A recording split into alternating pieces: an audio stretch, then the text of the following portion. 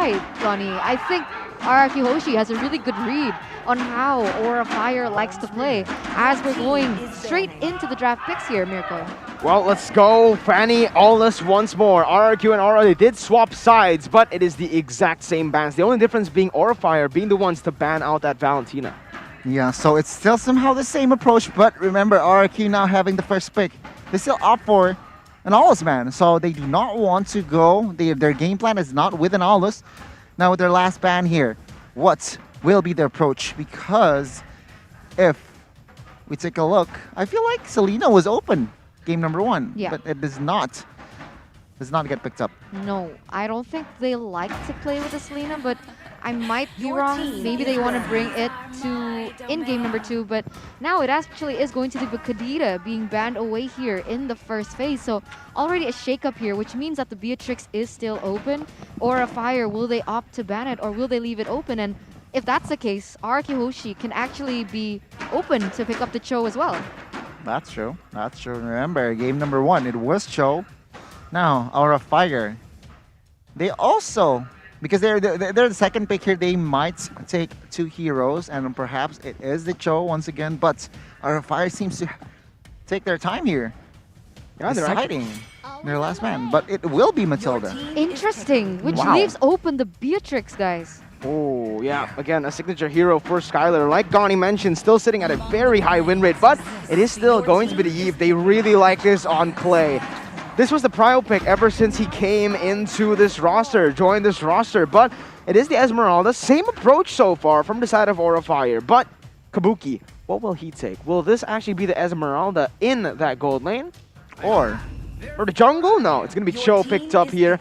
They didn't ban it this time around, Gani, so they picked it up. We still don't know where this is going to go. Kabuki can play it.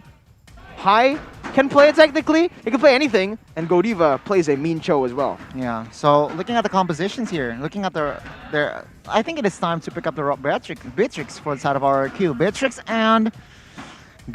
and Ruby. Go for it. Securing Violet's hero. Because if not, I feel like he will be the target in the second phase. So Ruby and as well as Beatrix for Skylar. I don't mind a Yuzong pick as well. Really? To be Okay. honest, for the side of Araki Hoshi, I think that's an option that they can definitely explore. But it is going to be the Beatrix as well as the Hayabusa pick once again. So they really want to secure that hero for Albert. And Aura Fire, as a response, they understood that the Farsa was a bit too vulnerable for Facehugger. And now they are opting for this Lilia pick, who is also a comfort pick for Facehugger. It is, but remember, against Hayabusa, this Lilia somehow is vulnerable, especially when there's information that this Lilia has no black shoes. But so again, it's better than Farsa, though. it is. So someone needs to bait out this black shoes. If not, that shadow Yeah. kill, and then the rest of the team just follow it up. But I feel like information here for the side of RRQ needs to be clear and concise. Second phase, Aura Fire will definitely limit the roam position. There you go.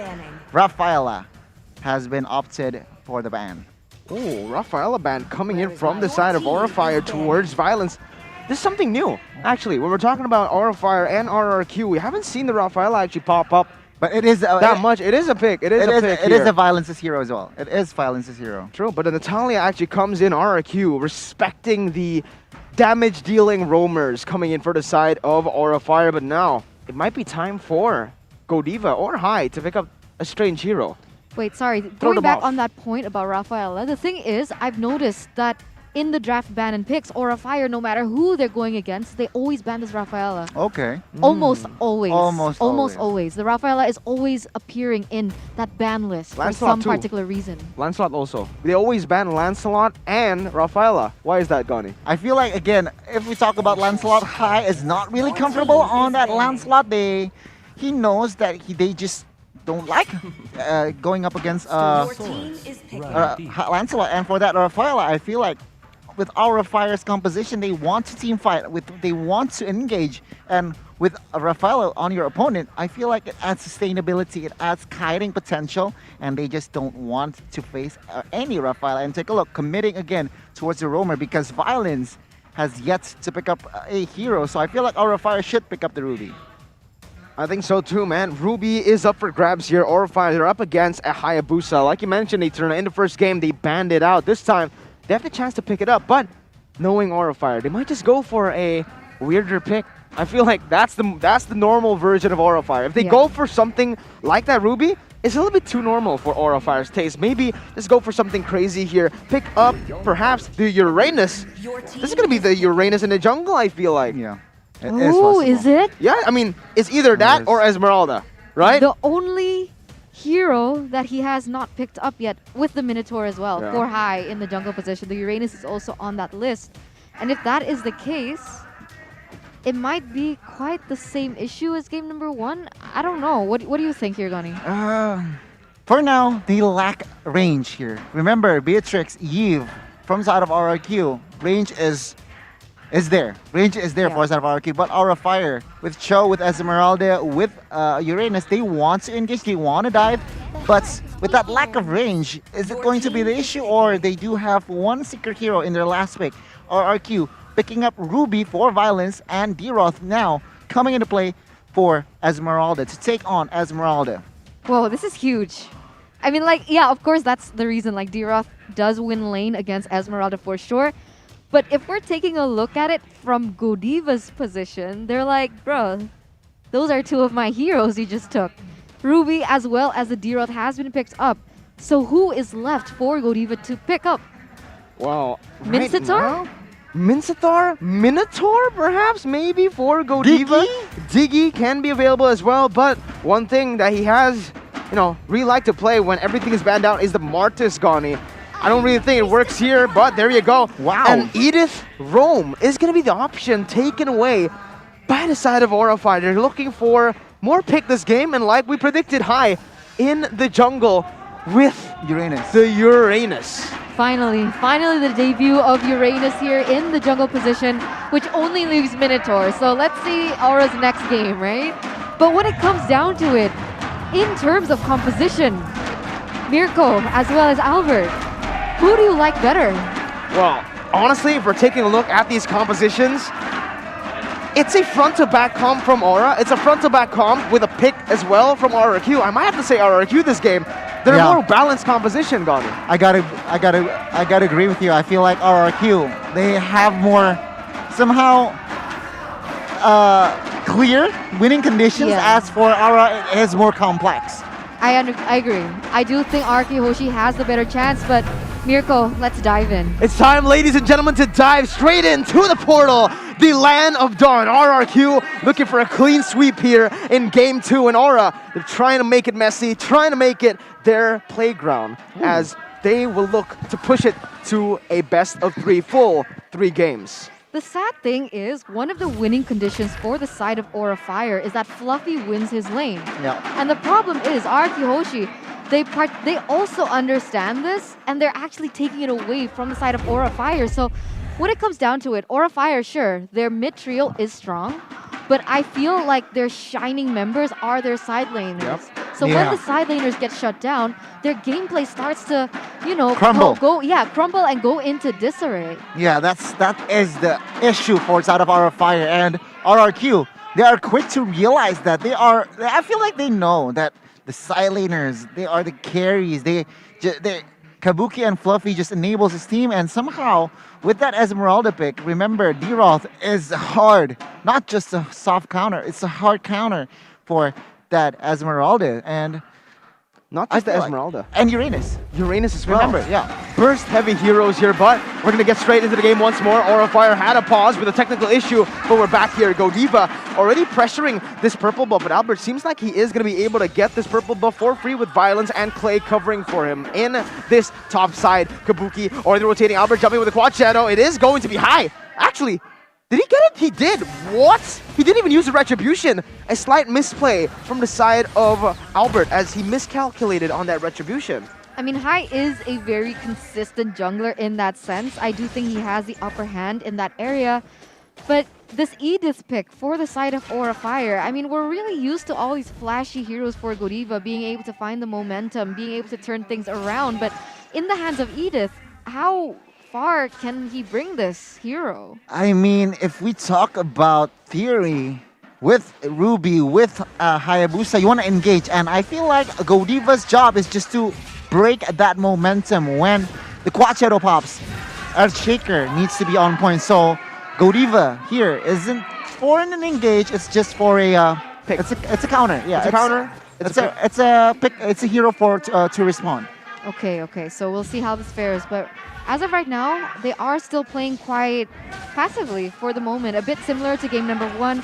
It's a calm before the storm because face value, I think both teams, they really want to take this neutral objective in this turtle. And it seems like Aura Fire, they are already rotating towards that area. Yeah, neutral objective control is going to be the name of the game. R7 jumps in onto Fluffy, but he is under the turret. That's going to be the face hugger, flickering forward to get some slows down. High is going to be able to jump in with the help of Godiva. The onward picking up that first blood. It's actually Fluffy picking up that first blood. Presented to you by the Samsung Galaxy A series. Aura Fire, they look towards the neutral objective control. Clay going to get zoned away by Godiva. Violence trying to open up the map, but he doesn't have the I'm offended. It feels like High will just be able to take this. He still has Retribution. RRQ, they're giving it away. Albert jumps in. Ooh, very, very scary as Godiva actually almost gets that onward. Yeah, looking for a steal there almost, but never, not enough for the moment. And Arki Hoshi, they are behind in 700 gold, but this is exactly what happened in game number 1. Aura Fire was able to take one objective, but we'll see how they are able to translate it later on in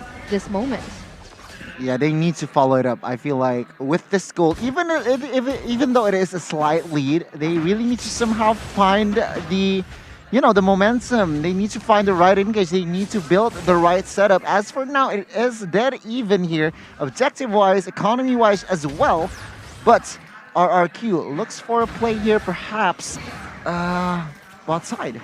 Oh, Fluffy comes in, opens up the map. He sees Albert, and instantly he just jumps away. You don't really want to face this man in the early stage. He can isolate you, and he can completely dismantle you. Aura Fire now looking to play for that top side. Remember, they do want to go for these neutral objective pickoffs.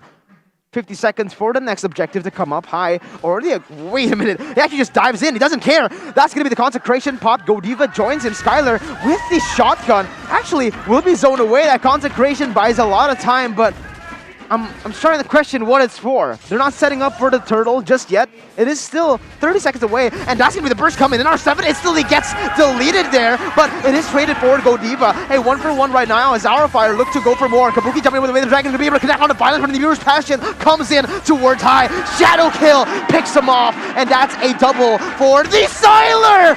Oh my god, he flickers forward with him at 1 HP. Fluffy trying to look for the trade, and he gets it! What? Wow. Skylar. Oh my god. Wow, again, Aura Fire overcommitting to a team fight that is somehow, I feel like it's unnecessary. Taking on Hayabusa in the early game, remember, it's so strong even with just an item, and they were somehow targeting R7 earlier.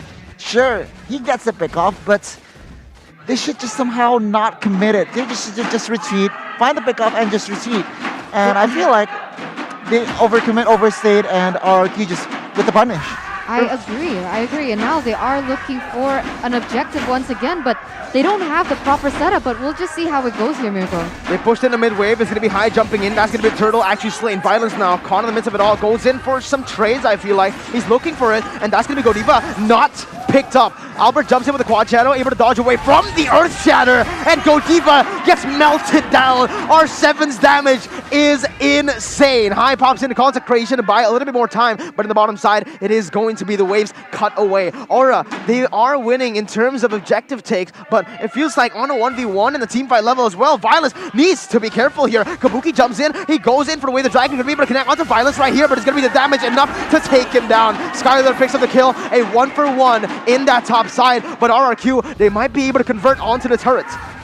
Uh-oh, this isn't good. Being able to get the turrets as well as the objective kills, and we can already see that the gold shift is shifting into the hands of Arki Hoshi, but it is going back and forth. But for the moment, this doesn't look like the same Aura Fire that we usually watch. I think Aura Fire, they've learned much. Their journey is there, but why is it when they're faced against Arki Hoshi, it seems like their mentality crumbles? I feel like experience comes in huge here. Remember RRQ, they are not just good. They have the experience. They have the mentality.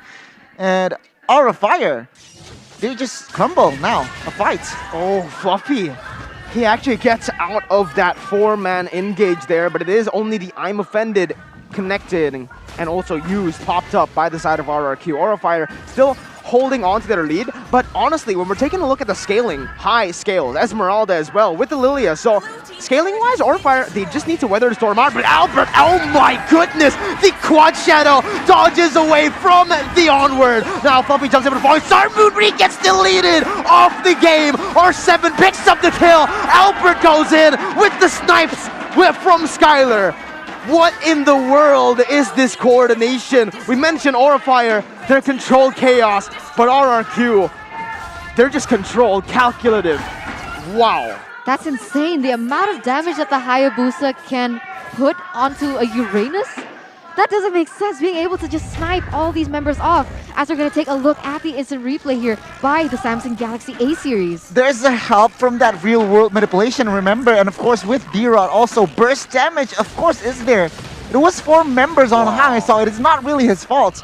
But of course remember, Albert is also ahead on items and economy, so item-wise, of course, RRQ is ahead. But Aura Fire takes down the mid turret, so I feel like Aura Fire could somehow take it to the late game with Lilia and as well as Edith.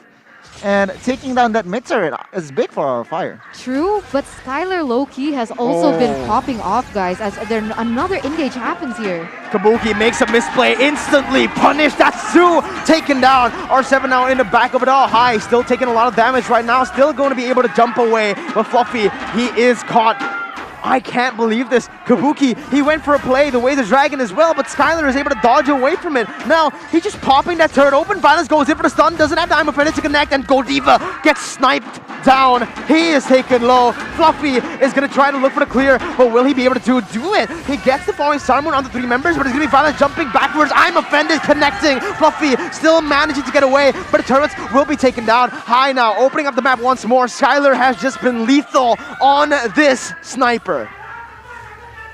Wow. Man, oh man, we take a look at the execution from the side of Aura Fire. It's just a little bit messy. It's a little bit messy. Sure, Kira, Fluffy wants to make a play, but again, they are behind. He just wants to go to clear. Aura, they are behind in economy and as well as objective. Right now, it's almost 3K. And with the Lord coming in, RRQ Hoshi is more than comfortable to somehow commit to this Lord, and we will see here how will Aura Fire respond. Yeah, we'll just have to see how they will respond. And there was a quick fun fact there about the Lancelot ban that we were talking about in the drafting phase. It does seem like with all the 17 games that Aura Fire has played, 12 of those games, they have banned the Lancelot away. So that's exactly what we were talking about earlier on, and it was definitely confirmed there by the team.